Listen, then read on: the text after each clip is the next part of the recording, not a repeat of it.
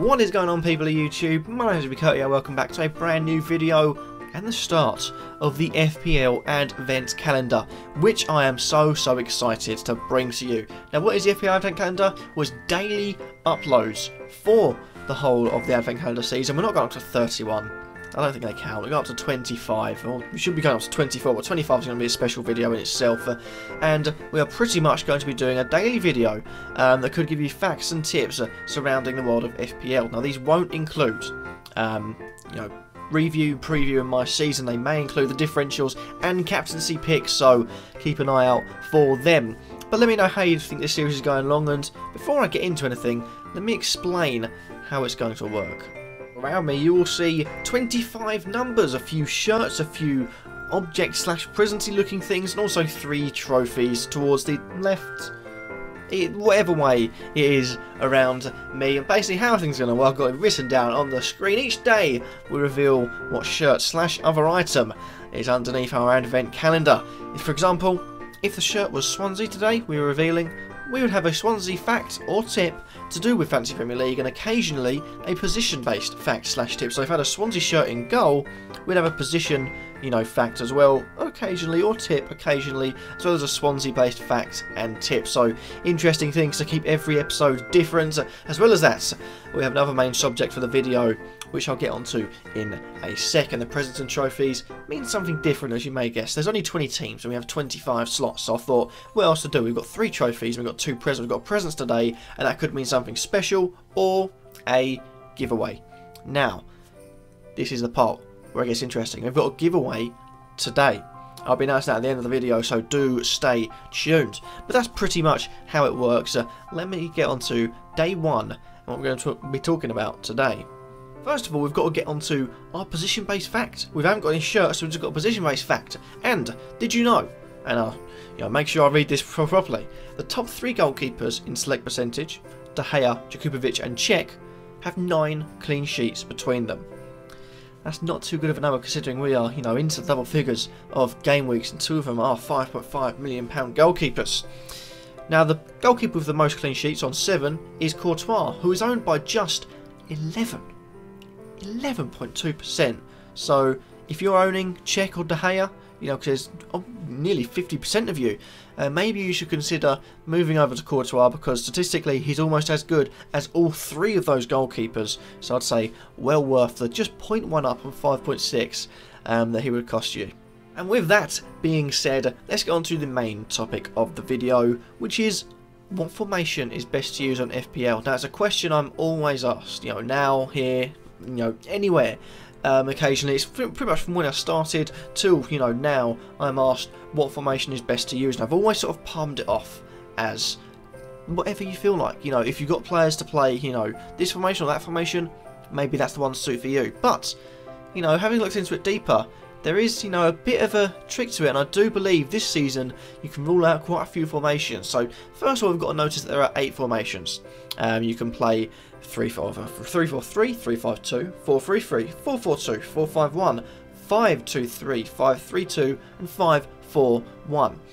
No other formation is available. You can't play like sort of 4-3-2-1 because you only have 3 lines. You also have the one in goal, obviously.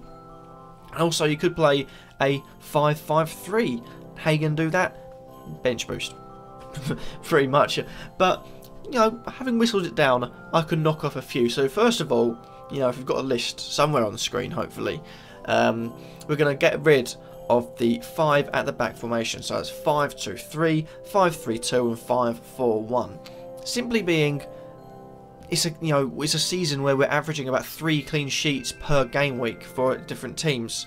At max, I think we've had about 6 maybe out of 20 teams, which is quite low. So to play 5 defenders, is really risky unless you've got doubled up on your goalkeeper and a defender, and doubled up on 2 defenders, and doubled up on 2 defenders, and you get them spot on. Your game week's gonna look pretty dire. Now there are also, you could say there are different options. Of course, if you've got Patrick Van Aanholt in your team, you could say, well, he's not going to get clean sheets, but he's fantastic going forward, and that could be said. But I still think 5 at the back is too risky because you're limiting your attacking options going forward. So we'll get rid of them.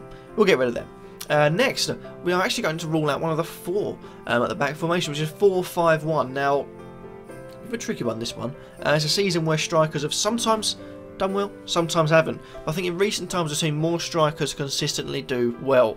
And there are teams like Liverpool that don't play a striker. I mean, they've got Sturridge, they've got Origi, but they don't play him. Then there are other teams like Man City where Aguero is always scoring, Costa is always scoring, Kane looks good and informed, Charlie Austin as well, Jermaine Defoe is lively. There are so many strikers that I think could get into really good scoring form. Having just one player up top is really, really risky, so I'm limiting the 4-5-1 out of it. And then we're left with 3-4-3, 3-5-2, 4-3-3, sorry, and 4-4-2. Now, these are the four best. I think they're, 4-4-2 for me is quite a good solid formation because you've got an extra defender, the extra midfielder, an extra attacker on the bench. You have to order them about, I can't really tell you which one is that because it generally does depend on the players, but the four formations that, are the best are left, now with us. And I'd say 3 at the back at the moment is probably looking like a really good solution. So 3-4-3 or 3-5-2. Simply because the lack of clean sheets is dreadful. And bearing in mind with 3 at the back, you also have another goalkeeper, and it's very rare people double up. I mean, I doubled up for a bit, and got rid of it straight away. It is very, very rare that people double up on their goalkeeper and defender, or 2 defenders. So, we're left with 4 different defenders when we're averaging like 3 clean sheets. It's a mental season. How can we, decipher where clean sheets are when there's games going 5-4, 6-1? It's a mental season. But that's if you're going really attacking. If you've got a game week where, for example, you've got Aguero against a weaker team, Austin against a weaker team, Kane against a weaker team, let's say those are your 3, going 3 up top is definitely best. And that's something I'd say. 3-4-3 is obviously the most, picked formation, because actually have 3 attackers, the least amount of defenders and the most amount of attackers, with midfielders sort of getting 4 as per. But I would go to a 4 at the back formation. I would go 4-3-3 or 4-4-2. 4-3-3 for me is probably the best, but midfielders are scoring points like a crazy rate, so that limits you down to 4-4-2 as well. So what I'm trying to get at is that although you got rid of some of the dead weight, so 5 at the back and 4-5-1, there are still, between those 4 there are so many decisions you have to go with. And if I'm to be perfectly honest, I would go with a standard 4-4-2. It gives you an option every single position. So, for example, if you have 2 injuries in defence, you can get a defender in straight away. It's simple like that, and also it's a bit average. It's a bit, okay. And if you've got, let's say, Austin, who's going to play against a weaker team, maybe you've got a striker from a weaker team that they're going to set up to defend, like, for example, Burnley against Man City or Burnley against Manchester United. If you had Vokes in your team and thought, not going to do well, it allows you to take him out and just play that 4-4-2. But, alas, it is up to you. I'm just showing you my personal opinion, and hopefully, with the waffling, I've helped a bit. So there we have it. The Advent Calendar has been opened. Day number 1 has been completed. Tomorrow we have day number 2. Then, we have day number 3. And until Christmas Day, we have every single day uploads. Now, hopefully, I won't miss anything, but there is potential I could miss due to work, due to other commitments, so there is that possibility. But I want to say I'm going to try my absolute hardest to make sure these videos are out daily. If not, I guess we get double upload whenever I miss a day. Thank you all for watching. I hope you have enjoyed it. And before I leave you, what about the giveaway I said? Well, if you type #Attyism in the comments, one of you will win a £10 Steam gift card. Now, it's not a lot.